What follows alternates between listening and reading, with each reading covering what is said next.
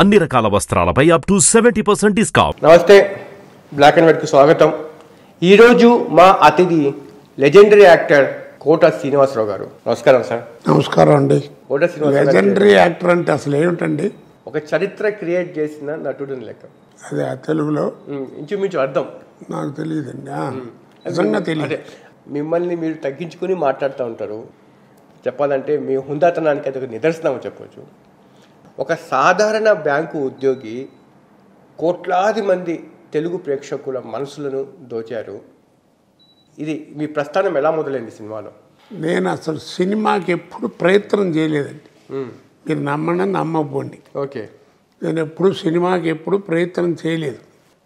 అంటే నాకు ఈ భయం, ఏదైనా నలుగురితో చక్కగా బ్యాంకులో పనిచేస్తున్నాం, 10 మందితో మంచి ఉద్యోగం, పిల్ల జల్ల అంతా బాగానే ఉన్నాం హాయిగా, ఎందుకు దీన్ని పాడు చేసుకోవడం? తీరా వెళ్ళి అక్కడికి వెళ్ళిన తర్వాత ఏమంటే వేషం ఉందంటే కింద పోయి చూసి నీ మొహం ఎప్పుడన్నా అద్దంలో చూసుకున్నా ఉంటారా అంటారేమో అని భయం. అది నాకు అనిపించుకోవడం నాకు ఇష్టం లేదు.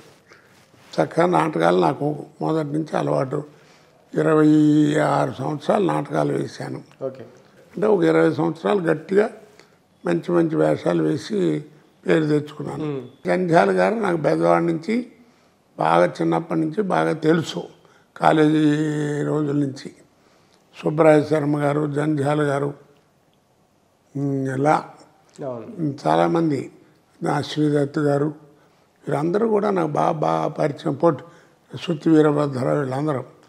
మన జంధ్యాల గారు ఎప్పుడన్నా హైదరాబాద్ వచ్చి ఏదైనా నాటకం వేస్తున్నా, సినిమా ఏదైనా తీస్తుంటే కోట రావయ్య సరదాగా 2-3 సీన్లో వేషం ఉంటుంది, సరదాగా వేయని అడగడం. అలా ఏదైనా 1-2 సినిమాలు, ముందు 4 సినిమాలు చేశాను. ఒక మంచి వేషం, పెద్ద వేషం చేసింది ఏంటంటే కుక్క. అది కంప్లీట్ తెలంగాణ మాండలికం మీదే ఉంటుంది. అంటే ఆ రోజుల్లో ఇందిరాగాంధీ గారు ఈ 20 పాయింట్ ఫార్ములా అని పెట్టి చాలా హడావిడి చేశారు. మంచి పని కూడా. దానికని ముందు అసలు నన్ను సెలెక్ట్ చేశారు. దాంట్లో నేను దేశరాజ హనుమంతు గారు, నేను, సుబ్బరాయ శర్మ గారు, ఇంకో ఇద్దరు, తర్వాత మన తెలంగాణ శకుంతల గారు అన్న పోయింది పాపం ఆవిడ, ఇలా చాలామంది, దేవదాస్ కనకాల గారి భార్య లక్ష్మి గారు, వీళ్ళందరూ కూడా యాక్ట్ చేసేవారు. అలా అలా అలా సినిమా అంతా వచ్చిందండి. సరే, తర్వాత నా జీవితం ఏంటో మీ అందరికీ తెలిసింది. ఇప్పుడు మీ పాత్రలు ఇంచుమించు ఒక 2-3 జనరేషన్ మీద బాగా ఇంపాక్ట్ చూపించింది. మా జనరేషన్లో బాగా కనెక్ట్ అయిన పాత్ర ఏంటంటే అహన పెళ్ళంటలో పిసినారి పాత్ర, జంధ్యాల గారు డైరెక్షన్లో. అంటే ఆ సినిమా మాత్రం సినిమా ఉన్నంతకాలం ఉంటుందండి అది. తర్వాత అన్నిటికంటే ఏమిటంటేనండి, అప్పటికి ఇప్పటికి తేడా. అప్పుడు హాస్యం, ఇప్పుడు కామెడీ. ఏముంది తేడా? అప్పుడు హాస్యం ఏమిటంటే ఎవరైనా, ఎన్నేళ్ళ వాళ్ళైనా, ఎప్పుడైనా, ఎక్కడైనా, ఎవరితోనైనా ఎప్పుడైనా చెప్పుకోవచ్చు ఆ ఇన్సిడెంట్లు. ఇప్పుడు వాళ్ళు అట్టా కాదుగా, కష్టం. కొన్ని వీళ్ళు చేసే కామెడీ ఎప్పుడు పడితే అప్పుడు చెప్పుకోలేము. అందుకే అది పైగా అది కూడా కాకుండా వాళ్ళే చెబుతూ ఉంటారు, ఇది కుటుంబ సమేత చూడదగ్గ సినిమా అని కదండి. అంటే ఇప్పుడు అంతా జబర్దస్త్ కామెడీ ఎక్కువగా ఫాలో అవుతున్నారు. కొన్నాళ్ళు పోతుందండి, అంతే, మనం ఏం చేయలేము. ఇప్పుడు సినిమా అనేది ఇప్పుడు లేదండి, నా ప్రకారం అంతా సర్కస్. ఈ టీవీలో జబర్దస్త్ కామెడీ వస్తుంది కదా, అవి చూస్తున్నప్పుడు మీకు ఎలా అనిపించింది? అనిపించడానికి ఏముందండి, దాంట్లో ఏముంటుంది? ఏదో 4 డైలాగులు మాట్లాడటం తప్ప, ఏదో బట్టలు గెట్లు వేసుకుని ఏదో చేయడం తప్ప. ఇప్పుడు అనసూయ గారు ఉంది, మంచి నటి, మంచి డాన్సరు, మంచి పర్సనాలిటీ, చక్కటి ఎక్స్ప్రెషన్ అన్నీ ఉన్నటువంటి ఆవిడ. మరి ఆవిడ చూడండి, మరి ఆ ప్రోగ్రాంలో ఆ డ్రెస్సు కొంచెం నాకెందుకో నచ్చదు. డ్రెస్సుగా చక్కగా మామూలుగా ఉంటే అలాంటి అందమైన ఆవిడ ఎట్లా వస్తే చూడరండి, చక్కగా చూస్తారు కదా. ఇప్పుడు రోజా గారు దాంట్లోనే అదే ప్రోగ్రాం వస్తే చూడట్లా, అది ఒక్కటే నాకు నచ్చదు. మిగిలినంతా ఏముందండి, వాళ్ళు చేసింది ఎట్లా ఉందంటే వాళ్ళకి ఏమైనా స్టాండర్డా ఏమైనా ఉందా? ఏదో లక్కీగా వచ్చింది, శుభ్రంగా జరుగుతుంది, వెళ్ళిపోతున్నా. అంటే ఒకట్లేండి, ఇప్పుడు డ్రెస్లు ఎవరి డ్రెస్లు వాళ్ళ ఇష్టం కదా అని చెప్పి, ఎవరి డ్రెస్ అనేది వాళ్ళ ఇష్టం కదా, మనము అలా అనకూడదండి, తప్పు.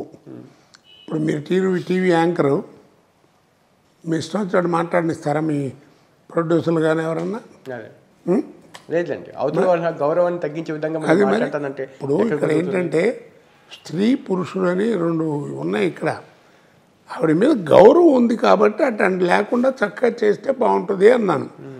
అక్కడ చేస్తే ఏముంటుందంటే ఆన్సర్ లేదు. అవును, మీరు వయసులో బాగా ఉన్నప్పుడు ఎన్నో సినిమాలు చేశారు, కానీ ఆ సమయంలో వివాదాలు ఏం రాలేదు. ఇప్పుడు వయసు మీద పడినప్పుడు ఎక్కువ సినిమాలు చేయనప్పుడు ఎక్కువ వివాదాలు ఎందుకు వస్తున్నాయి సార్? నా మీద ఏం వివాదాలు వచ్చాయి?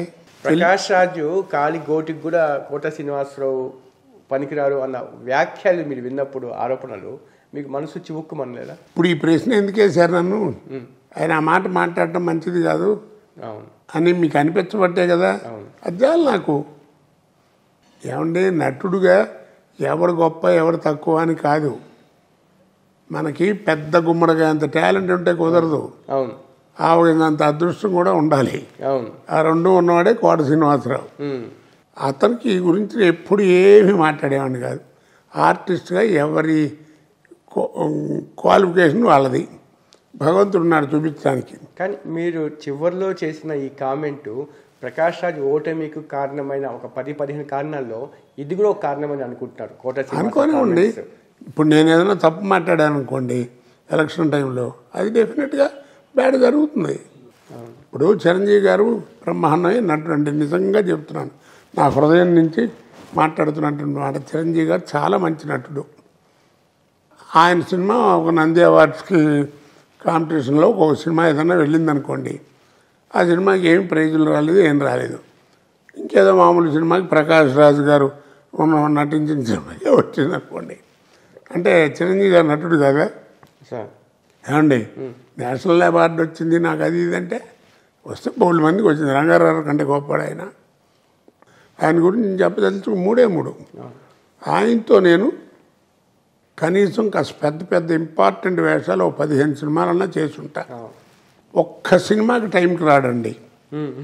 9ంటికి కాల్ షీట్ వేస్తే 11:30కి వస్తాడు. ఆ క్యారవాన మోగుతూ ఉంటుంది, మేమేమో చెట్టు కింద కూర్చుని అక్కడ కబుర్లు చెప్పుకుని ఉంటాం. ఎప్పుడో 11:30కి వచ్చి వచ్చా హలో అని ఆ ప్రొడ్యూసర్ని మేము డైరెక్టర్ని పలకరించాడు. మళ్ళీ ఏమంటాడు ఎప్పుడు వెళ్ళిపోతాడని మమ్మల్ని అట్టాగే కూర్చోబెట్టి ఆయన షాట్లు ముందు గవగవ తీసి పంపించేవారు. ఇది అవసరం అండి? తనకు తెలీదు. మనం డబ్బులు తీసుకుంటున్నామండి, కనీసం రావక్కలా నువ్వు. ఆ జ్ఞానం ఉండదు నీకు, పెద్దవాడివి కదా. ఏదో చదువుకుంటున్నాను అంటాడు, అదంటాడు, ఇదంటాడు, ఏదో మాట్లాడతాడు. అదొకటి. 2, ఒక్క ఆర్టిస్ట్తో తోటి ఆర్టిస్ట్తో చక్కగా కూర్చుని బాగున్నావా, ఏమన్నా ఏమనుకోదు, ఎలా ఉన్నారు, లేట్ అయిందయ్యా, పాపం మిమ్మల్ని అందరినీ కూర్చోబెట్టించాను ఏమనుకోకు అని అని ఎవరితోనో మాట్లాడాడు ఆర్టిస్ట్తో. తర్వాత ఇంకోటి మూడోది ముఖ్యమైనటువంటిదండి, మా అసోసియేషన్కి ఆయన ప్రెసిడెంట్గా నిలబడ్డాడు. అదే మా అసోసియేషన్ అతన్ని 2-3 సార్లు సస్పెండ్ చేసింది.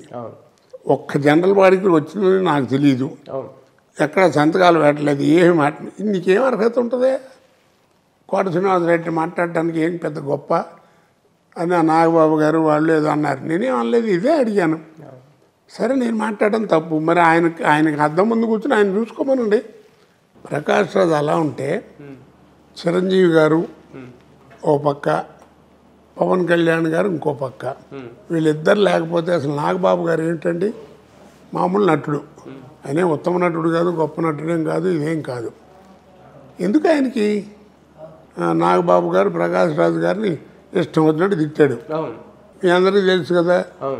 వాడికి డిసిప్లిన్ లేదు, పాడు లేదు, షూటింగ్లు పోస్ట్ పోన్ అవుతున్నాయి, షెడ్యూల్ మారుతున్నాయి. ఇప్పుడు నాగబాబు మీ మీద ఆ కామెంట్ చేయడం మీ మీద అది ఆయనకి ఉండాలి సార్. నేనేమన్నా అన్నాను ఆయన్ని?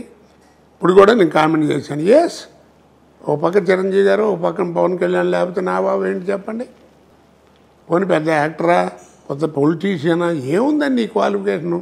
అంటే వాళ్ళ అన్న అతని భుజాల మీద ప్రకాష్ రాజ్ని గెలిపించుకొని తీసుకురామని చెప్పి ఒక బాధ్యత పెట్టారు. పెట్టే ఉండొచ్చు సార్, బోళ్ళు మంది ఏమైనా జరిగి ఉండొచ్చు, నేను కాదంట్లా. ఆ మాట ఏమిటండి? నేను అట్లాంటి మాట ఒక్కటి మాటతో ఊరుకుంటారు? మొత్తం టీవీలో నాకు గోలగోలు చేసి వదిలేవారు 4 రోజులు. అవునా కదా? ఏంటది అర్థం ఉండక్కల్లా నాకు అతని మీద ఎందుకు కోపం? నేను ఏమైనా అన్నానే, ఉన్నమాట చెప్పాను. ఏం మాట అది? బాబుమోహన్, కోట శ్రీనివాసరావు వాళ్ళు ప్రకాష్ రాజు నటనకి కాలి కోటికి పనికిరారని ఏదో అన్నాడు. ఏమిటి చెప్పండి, పోనీ ఆయన ఎవరికి పనికి వస్తాడు? ఏమన్నామని ఆయన్ని? నువ్వే ఇంటర్వ్యూర్ అవుతుంది, నువ్వే ప్రకాష్ రాజుని తిట్టివి, నువ్వే ప్రకాష్ రాజుని వెనకేసుకొస్తూ ఉంటుంది. ప్రకాష్ రాజు చాలా గొప్పవాడు, అది ఇది ఓటేయాలి మీరు ఏమైంచారా అంటివి. మేమన్నా కాదన్నావా ఏంటి? ఆయన కూడా మా సభ్యత్వానికి రాజీనామా చేశారు. చేయనివ్వండి సార్, ఇప్పుడు ఉండి ఉపకారం ఏముంది ఇట్టండి వాగుడు తప్ప. సార్ ప్రకాష్ రాజ్ ఓటమి చిరంజీవికి ఏదైనా ఆపాదిస్తారా? చిరంజీవి ఓటమిగా అలా భావించే పరిస్థితి కనిపిస్తుందా ఇండస్ట్రీలో? ఏమోనండి, ముందు ఏం జరుగుతుందో ఎవరికి తెలియదు, కాలమే నిర్ణయించాలి. నేను ఒక రోజున చిరంజీవి గారితో నేను ఎలక్షన్ ముందు మాట్లాడిన మాట వాస్తవం. చిరంజీవి గారు నమస్కారం అండి ఏమండి అన్నారు. ఆయన ఏదో మాట్లాడుకుందండి చేసి, సార్ మీరు నుంచోండి లేకపోతే మీ వాళ్ళని ఎవరి నుంచో పెట్టండి, మేమంతా సపోర్ట్ చేస్తాం. కానీ మీరుగా మీలాంటి స్టేచర్ ఉన్నటువంటి గొప్పవాళ్ళు ప్రకాష్ రాజ్ గారిని సపోర్ట్ చేయటం మంచిది కాదు, నాకు మంచిది కాదు అనిపించింది, చెప్పాల్సింది చెప్పాను అన్నాను. తప్పేముంది, ఎస్ నేనేం బయట పిచ్చిగా వాకుండా అన్నాను. ఆయన నాతో ఏమన్నారంటే ఏదో అవి ఇవి మాట్లాడి, కోటయ్య ఏం లేదే ఓ రోజు వచ్చాడు ఇలా ఎలక్షన్లో నుంచుంటున్నానన్నాడు, మంచిదా బెస్ట్ ఆఫ్ లక్ అన్నాను. చిరంజీవి అంటే మీరు చెప్పిన ప్రకారం చిరంజీవి సపోర్ట్ లేదా సార్ ప్రకాష్ రాజ్కి? ఏమోనండి, ఎవరికి తెలుసు. అది మీరు చెప్పిన ప్రకారం అయితే ఇంకా ఆయన లేదని అనుకుంటున్నా నేను. ఉంటే ఉండదు, దాని తప్పేముంది. ఇప్పుడు పవన్ కళ్యాణ్ చిరంజీవి గారు అబ్బాయి వాళ్ళు వెళ్ళారు, ఓట్లు వేసారు, వేసింది సార్. అలాంటి వాళ్ళు కాదు, ఎంతోమంది వేయకపోతే 294 ఓట్లు ఎట్టా వచ్చినాయి అతనికి. ఏదో నాన్ తెలుగు అంటారు, ఎవడన్నా నిన్ను ఇవాళ మాట్లాడటం కాదు. నేను 1994 నుంచి మాట్లాడుతున్నాను. 4.5 రోజులు హంగర్ స్ట్రైక్ చేశాను. ఓకే, తెలుసో మీకు తెలీదు. అప్పట్లో హైదరాబాద్ వచ్చిన కొత్త ఇండస్ట్రీ, ఓకే, మెడ్రాస్లో ఉండే యూనియన్లు ఇవన్నీ కూడా అక్కడ హెడ్ వాళ్ళు పుచ్చుకుని తొందరగా ఒకటి నిర్ణయం చేశారు. ఓకే, మీ హైదరాబాద్ వాళ్ళకి ఎవరికి మెంబర్లుగా చేర్చుకున్నా తప్ప వాళ్ళకి పెద్ద వర్క్ రాదు, నేర్చుకోవాలి, ఆ నేర్చుకున్న తర్వాత చూద్దాం. కాబట్టి ఫైటర్లు కానీ డాన్సర్లు కానీ ఎవరైనా సరే 4 చొప్పున వాళ్ళని మిమ్మల్ని నిల్వ చేస్తాం, వచ్చి చేసి నేర్చుకోండి అని చెప్పి మొదలెట్టారు. దానికి నెగైనెస్ట్ ఇట్లా నువ్వెవడో చెప్పడానికి, ఊరికే కబుర్లు కాదు. చేశాడు అయినా ఏమన్నా చేశాడా? అన్నమాట. అంటే ఇవన్నీ చేయాలని ఆత్మ ఉంది, ఆత్మ ఎవడికి లేదు సార్. రిజల్ట్ చూసిన తర్వాత ప్రకాష్ రాజ్కి వ్యతిరేకంగా చాలామంది ఏకమయ్యారు అని అనిపిస్తూ ఉంది. అంటే నందమూరి కుటుంబము బాలకృష్ణ సపోర్ట్ కూడా మంచు విష్ణుకే ఉన్నట్టుగా అనిపించింది. మీరు ఏమంటారు సార్? క్లియర్గా తెలుస్తోంది కదా, లేకపోతే మంచు విష్ణుకి అన్ని ఓట్లు ఎట్టా వస్తాయి?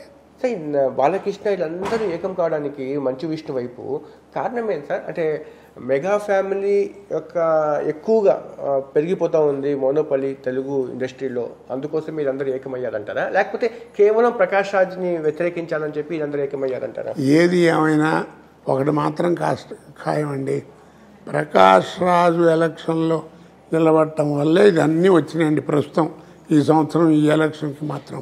ఏమండి, అలాగే ఇప్పుడు ఏదో మోహన్ బాబు గారు ఏదో పోస్టల్ బ్యాలెట్ మీద మోసం చేశాడు, తప్పు చేశాడు అంటున్నావు. అది నాకు నీకు అందరికీ మైక్ పట్టుకుని చెప్తే సుఖం.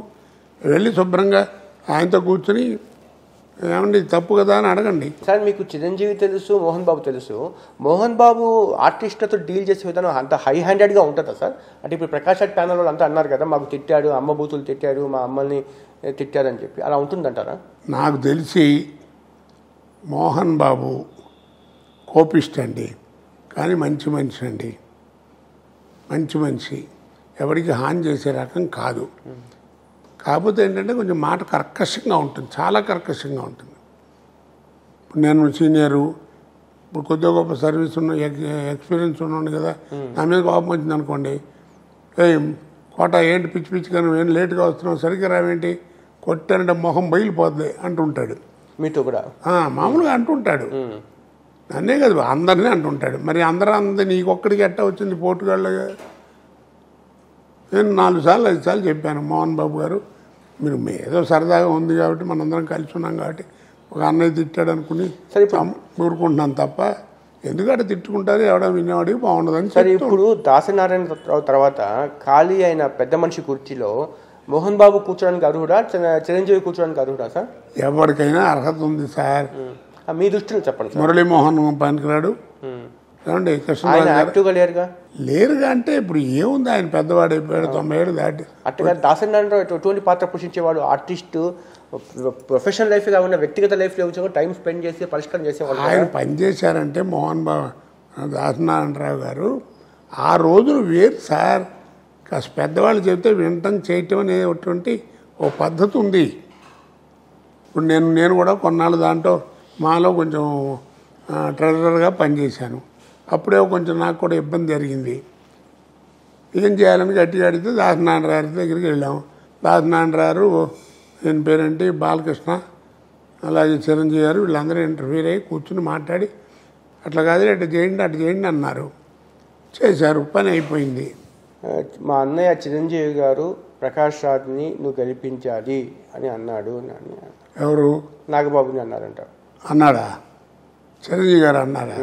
అంటే అన్నాడేమో, నేను వినలేదు.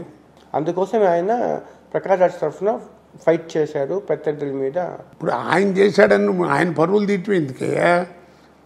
అన్నయ్య లాంటి వాడు సపోర్ట్ చేస్తున్నాడు, ఎంత జాగ్రత్తగా ఉండాలని చక్కగా గౌరవంగా మాట్లాడాలి. ఆయన చేస్తున్నాడు కదా అని చెప్పి నీ నోటికి వచ్చిన నువ్వు మాట్లాడితే అందరినీ. అంటే నాగబాబు మాట్లాడిన తీరు కూడా ప్రకాష్ రాజ్ ఓటమి కారణం అంటారా? డెఫినెట్గా కారణం అండి, డెఫినెట్గా. అతను ఎలక్షన్లో నుంచోడానికి అతను గట్టిగా పట్టుబట్టడానికి కారణం చిరంజీవి గారు అయితే, అతను ఓడిపోవడానికి మెయిన్ కారణం ఎవరంటే నాగబాబు. ఇటేమో ఆయన పేరేంటి విజయ నిర్మల గారి అబ్బాయి నరేష్ ఊరికే సుత్తివాగుడంతా వాగి ఇప్పటికే మాట్లాడుతూ ఉంటాడు. నేను శ్రీకాంత్కి ఓటేశాను, గెలిపించుకున్నాను, నేను ఎవరికి చెప్పుకోవాలి? ఇప్పుడు నేను రిజైన్ చేశాను, దొబ్బేస్తున్నానంటే. మీరు శ్రీకాంత్ ఓటేశారు సార్? వేశానండి, ఎవరన్నా వేయలేదని. మోహన్ బాబుకి నాకున్నటువంటి అనుబంధం చాలా గొప్పది, దాన్ని కూడా విస్మరించేశాను. మిగతా వాళ్ళకి ఎవరికి వేశారు? నా ఇష్టం వచ్చిన వాళ్ళకి అతనికి చెప్తున్నానండి, అతను రిజైన్ చేశాడు కాబట్టి. ఓకే, కాదండి అట్టా పిచ్చిగా మీరు ఏదో నేను పడలేను గెలిచాను కిందసారి నరేష్ ఇట్టు మాట్లాడు వాగాడు, ఇన్సల్ట్ అయిపోయాను, ఏదో డబ్బులు తిన్నా అన్నాడు. వాడు ఉండగా నేను పని చేయటం ఎందుకు ఉంచున్నావు? మరి ఒకవేళ వాడు గెలిస్తే నేను పని చేయాలి కదా అనే జ్ఞానం నీకుందా లేదా? మరి నువ్వు ఎందుకు ఉంచున్నావు? నువ్వు మంచి ఆర్టిస్ట్వి, మంచి కష్టపడి పగలు రాత్రి పని చేస్తావు, 10 మందికి ఏదైనా ఉపకారం చేస్తావు అని ఫీలింగ్తో నీకు ఓటేశారు, గెలిపించారు. ఇప్పుడు వాళ్ళు ఎవరికి చెప్పుకోవాలి? రేపు ఏదో ఇంకోటి వచ్చి ఓ చక్రాయి గారిని ముక్కాయి గారిని పెడతారు, దాంట్లో వాడికి ఏం తెలియదు, ఏం పెట్టదు, ఏం చేస్తారు? వీళ్ళందరూ ఏమైపోవాలి? అంటే కొంతమంది అంటారు సార్, నాగబాబుకి కల్మషం లేని మనస్తత్వం అని కూడా అంటారు. కల్మషం ఎవడికుంది? మాకుందా ఏంది? నేను శుభ్రంగా ఉన్నది ఉన్నట్టు మాట్లాడతాను, నా గురించి అందరూ అదే చెప్పుకుంటారు. నేను ఎప్పుడు మాట్లాడలేదండి, ఎలక్షన్ అయిపోయింది కాబట్టి మాట్లాడదు, తప్పట్ట మాట్లాడడం. ఎప్పుడు లేని విధంగా ఈసారి ఎన్నికల్లో క్యాస్ట్ ఎలివేట్ అయింది, అండర్ కరెంట్గా పనిచేసింది అంటారు. ఇదేంటి సార్ లొల్లి? అది ఉందా సార్ నిజంగా? ఉంది, దానికి ఇంకొక విషయం లేదు. కానీ నేను ఒక సామాజిక వర్గాన్ని గౌరవించుకుంటాను. ఎందుకు అంటే 100కి 95% వాళ్ళ ఫుడ్డే నేను 40 ఏళ్ళు తిన్నాను. మిగిలిన 5% రాజులు కానీ రెడ్లు కానీ అలాంటి వారు వాళ్ళందరూ పెట్టి పోషించారు నన్ను. 95% నేను తిన్నది కమ్మవారి ఫుడ్డే, ఓపెన్గా చెప్తున్నాను. ఆధునిక యుగంలో కాదు, ఇంకా మేము మధ్య యుగాల్లోనే ఉన్నాం అనిపిస్తూ ఉంది. ఆ కులం పేరుతో ఇంకా కులం కులం కులం కులం కులం సార్.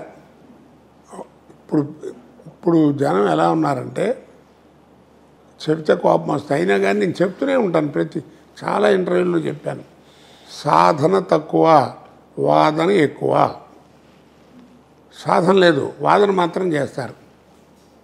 రోడ్డుకి ఎడం పక్కన నడవండి అని కమిషనర్ ఆఫ్ పోలీసు వచ్చి చెప్పాడు అనుకోండి, సరే అనుకోండి, ఎడం పక్కన కుడి పక్క నడిస్తే ఏమవుద్ది సార్? కుడిపక్క ఏమవుద్దని చెప్పాలా? నువ్వు ఎడం పక్క కరెక్ట్గా నడిస్తే నీ కుడిపక్క నడిస్తే ఏమవుద్దో నీకే తెలుస్తుంది. 20 గంటల పాటు మీరు ఎక్కువగా పనిచేసేవాళ్ళంట. ఉదయం 6 గంటలకి వెళ్ళి రాత్రి 2 గంటలకి కొంచెం పెరుగన్నం తిని పండుకునేవాళ్ళు, అంత పనిచేశాడు. అలా అలా పరిగెత్తు ఉన్నప్పుడు ఫ్యామిలీ లైఫ్ని ఎలా బ్యాలెన్స్ చేశారు సార్? అదే కదండి, మీకైనా నాకైనా ఎవరికైనా ఆర్టిస్ట్కి టైం వస్తే టైం ఉండదు. అప్పుడు కనుక ఏమిట్రా ఈ గోల, ఇప్పుడేంటి పని చేయటం, రేపు చేసుకోవట్లని బతికిచ్చామనుకోండి, ఉన్నది కాస్త పోద్ది. పని చేశాను రోజుకి 20 గంటలు కాదు, రోజుకి 3 స్టేట్లు పని చేశానండి. కాబట్టి ఆర్టిస్ట్కి టైం వస్తే టైం ఉండదు, లైఫ్ కూడా వాడి చేతిలో ఉండదు. సార్ మీ జీవితం నుంచి కూడా చాలామంది తెలుసుకోవాల్సింది, నేర్చుకోవాల్సింది ఉంది. నిజంగా చాలా ఎంత గొప్ప వ్యక్తి అంటే కోట శ్రీనివాసరావు గారు. సార్ భార్య భర్తలు ఎలా ఉండాలి, ఆ అన్యోన్యత, ఎంత ప్రేమగా చూసుకోవాలి భార్యకి అనేది చాలామంది మిమ్మల్ని ఉదాహరిస్తూ ఉంటారు సార్. ఎందుకు వచ్చింది అసలు వాళ్ళకి ఆ ప్రశ్న? అంటే భార్యకి బాగలేకపోయినా కూడా అసలు బాగా చూసుకోవడము, చంటి పిల్లలాగా మీరు ఆమెని చూడడము. 1968లో నాకు మ్యారేజ్ అయింది. 73లో ఆ డెలివరీలో ఉన్నప్పుడు, డెలివరీ అయిన రోజులు 21 రోజులు ఎంత అంటారే, ఏదో 2 నెలలు ఏదో ఆ టైంలో మా అత్తగారు పోయింది. ఆ పోయినప్పుడు మా ఆవిడకి కొంచెం షాక్లా వచ్చింది. మనకి తెలియదు అప్పుడు. 73 అంటే నేను మా ఆవిడ మేమే కదా అప్పుడు. వైద్యం కూడా ఇంత డెవలప్ అయ్యి ప్రతివాడు వైద్యం గురించి మాట్లాడే రోజులు ఎక్కడున్నాయి. She has become a psychiatric patient. She doesn't know who am I for 30 years. ఎవరో క్లోజ్గా ఉండే ఫ్రెండ్స్కి, నాతో నాటకాలు వేసిన వాళ్ళకి మా గురువులకి వాళ్ళకి తెలుసు తప్ప బయట వాళ్ళకి ఎవరికి తెలియదు. నేను చెప్పను కూడా. ఇప్పటికి కూడా ఇప్పుడు కొంచెం కూతురుపడి కాస్త ఏదో పెద్ద వయసు వచ్చింది 72 దానికి ఏదో మాటలు ఉంటే బాగుండకపోవటం చేతి ఇది సహజం కదా, వయసును బట్టి వచ్చేవి. మరి నేను ఓర్పుగా ఉన్నాను. నన్ను అందరూ తిడతారు, ఏమై అట మాట్లాడుతుంటే ఊరుకుంటావు ఏంటని. ఊరుకోక ఏం చేస్తాం? ఒక్కటే గుర్తుంచుకోండి సార్, ట్యూబ్లోంచి బయటకు వచ్చిన పేస్ట్ని గుమ్మం దాటెళ్ళినటువంటి సంసారాన్ని ఎవడు వెనక్కి లాక్కులాడాడు. మా వీక్షకులు ఇది చాలా వాల్యూడ్. జీవితాన్ని మదించి తెలుసుకొని సమాజాన్ని దూరం నుంచి అర్థం చేసుకున్న గొప్ప వ్యక్తి చెప్తున్న మాటలు ఇవి. ప్లీజ్ ఒకసారి వినండి. ట్యూబ్లోంచి బయటకు వచ్చిన పేస్ట్ని, గుమ్మం దాటెళ్ళినటువంటి సంసారాన్ని ఎవడు వెనక్కి తీసుకురాలేడు. కోర్టులో కూడా నువ్వు విడాకులకు వెళ్ళినప్పుడు 6 నెలలు 7 నెలలు టైం ఇస్తారు. ఆలోచించుకోండి, చక్క ఎందుకు విడిపోతారు, పిల్ల పాపలతో చక్క హాయిగా ఉండండి అని చెప్తారు. కాబట్టి మనం ప్రయత్నం చేస్తామే తప్ప వాళ్ళిద్దరి మధ్యన ఎవరికి తెలుస్తుందండి? భార్యాభర్త మధ్యలో ఏం గొడవ ఉందని మనం ఏమైనా చూసామా? ఏదో ఇంగ్లీష్లో ఇప్పుడు కొత్తగా మాట్లాడుతుంటారు. 2-3 పిల్లలు పుట్టిన తర్వాత విడాకులు ఏమిటంటే ఏదో మైండ్ సెట్గా అలవట్లేదంట. ఏడు కలిసేది 3 పిల్లలు పుట్టేదాకా 2 పిల్లలు పుట్టేదాకా తెలియదా? ట్యూబ్లోకి మళ్ళీ ఎక్కించాలనుకుంటే చేతికి అంటుంది తప్ప అది లోపలికి వెళ్ళదు. అట్లాగే ఈ సంసారం కూడా బయటికి అలరైపోద్ది తప్ప లోపల రాలేదు. కాబట్టి అది జాగ్రత్తగా ఉంచుకోవాలి. నా రెండో కూతురు షీజ్ ఎంకామ్ ఎంఈడి. బెజవాడలో నేను ఎప్పుడు రిక్షా ఎక్కలేదు, సరదా రిక్షా ఎక్కుదామని మా శంకరం, మా తమ్ముడు గారి కూతురు, అక్కడ మా అక్కయ్య గారికి, మా చెల్లెళ్ళ కూతుళ్ళు అందరూ కలిసి రిక్షా ఎక్కి సరదాగా వెళదామని. బెజవాడ బాగా ఐడియా ఉందా మీకు? అవును సార్, నేను విజయవాడ పనిచేశాను. ఆ లో బ్రిడ్జ్ ఉంది కదా, వీళ్ళు 1 టౌన్ నుంచి 2 టౌన్ వెళుతున్నారు. ఆ ఎదురుకుండా వచ్చే లారీకి ఏదో బ్రేక్ ఫెయిల్ అయిందట. ఆ డివైడర్ కూడా దాటి వీళ్ళకి వ్యాన్కి కొట్టింది. కొడితే ఫస్ట్ స్ట్రోక్ వీళ్ళ దాటంతో దూరంగా పడ్డారు. ఆ ఇన్సిడెంట్లో 2-3 పోయారు కూడా. లక్కీగా అది బతికింది. ఆ యాక్సిడెంట్లో లెగ్గు. ఆ తర్వాత ఎలా దీని జీవితాన్ని ఏడుస్తూ వచ్చినామని. అలాంటి లైఫ్లో నేను ఎవరి దగ్గర అయితే గుమాస్తాగా పనిచేశానో బ్యాంకులో, ఆయన నేను బియ్యం కూడా అయ్యాను. మహానుభావుడు, పెద్దలు దయదలిచి. కానీ ఏదైనా కానీ మొత్తానికి మ్యారేజ్ అయింది, దానికి ఆడపిల్ల చక్కగా లక్షణంగా ఉంటున్నారు. సరే జీవితం బాగానే ఉందిలే, నడుస్తుంది అనుకున్నా. మీకు తెలుసు కదా మా అబ్బాయి, వాడు ఎగిరిపోయాడు. మరి ఇన్ని బాధలు పెట్టుకుంటూ మరి 10-12 ఏళ్ళ నుంచి వాడు పోయిన తర్వాత కూడా ఎక్కడన్నా సినిమాల్లో ఎక్కడన్నా అది మీకు చూసారా? ఆ బాధని చూడరా? ఎప్పుడు నేను దాని గురించి మాట్లాడను. భగవంతుడు ఎంత పేరు ఇచ్చాడో అంత కష్టాలు కూడా ఇచ్చాడు, వీటిని తట్టుకునే గుండె కూడా ఇచ్చాడు. బాగుంది, అంతే, చేయటం మన ధర్మం. ఏదో ఎప్పుడైనా బోరు కొట్టి ఇంట్లో కూర్చొని ఏడుస్తూ ఉంటాను, ఏముంది. ఇప్పుడు చూడండి సార్, మీరు కూడా వీక్షకులకు నేను చూస్తున్నా చూడండి, ఈయన స్టార్డమ్ అనుభవించారు. ఆ రోజుల్లో 30 సంవత్సరాలు 25 సంవత్సరాల క్రితమే ఒక టాప్ హీరోకి ఎంత క్రేజ్ ఉండిందో ఒక కోట శ్రీనివాసరావులో అంతే క్రేజ్ ఉంది. కానీ ఆ సమయంలో మీకు పెళ్లి చేసుకోమని చెప్పి ఎవరు చెప్పలేదు సార్ యాక్చువల్గా? అంటే మీకు కేవలం ఆ ప్రేమ వల్లే అలాంటి? ప్రేమ కాదండి, మన బాధ్యత. అది ఏ క్యాస్ట్లో అయినా సరే, క్రిస్టియానిటీలో అవ్వనండి, ముస్లిమిజంలో ఎవరైనా సరే, పెళ్ళాన్ని ధర్మంగా చూసుకో. నీ ఏడుపు నువ్వు ఏడు, బయట ఏమన్నా ఏడిస్తే ఎవడేమన్నా. సార్ మీకు మరో జన్మ అంటూ ఉంటే మళ్ళీ ఇండస్ట్రీలోనే తెలుగు కోట శ్రీనివాసరావుని పుట్టాలనుకుంటారా, లేకపోతే వద్దనుకుంటారా ఈ ఇండస్ట్రీలో? చక్కగా ఇప్పుడు నాకు ఏ రకంగా జీవితం ఇచ్చారో చక్కగా కష్టాలు కొంచెం తగ్గించేయి ఏమండి, మనిషిగా చక్కగా సుఖపడుతూ 10 మందికి ఉపకారం చేసేటువంటి మనిషిగా బతకాలని నా ఉద్దేశం. ఇంకో జన్మ అంటూ ఉంటే, ఒకవేళ ఆ జన్మ నిజంగా ఇస్తే అలా బతకాలంటే నేను ఎలా ప్రవర్తించాలి, సద్వాక్కు సత్ప్రవర్తన అన్నీ కలిగి ఉండాలి నేను. అది కూడా నాకు చక్కగా ప్రసాదించి చక్కగా నన్ను కాపాడమని భగవంతుని కోరుకుంటాను. ధన్యవాదాలు సార్. సుమన్ టీవీ ద్వారా నాకు నా మనసులో ఉన్నటువంటి భావాలు, మంచో చెడ్డో, 40 సంవత్సరాల నుంచి నన్ను పోషిస్తున్న మహానుభావులు ప్రజలందరికీ చెప్పుకునే అదృష్టాన్ని కలిగించినందుకు గాను మీ సుమన్ టీవీకి ధన్యవాదాలు చెప్పుకుంటూ, సర్వే జన సుఖినో భవంతు. ఇది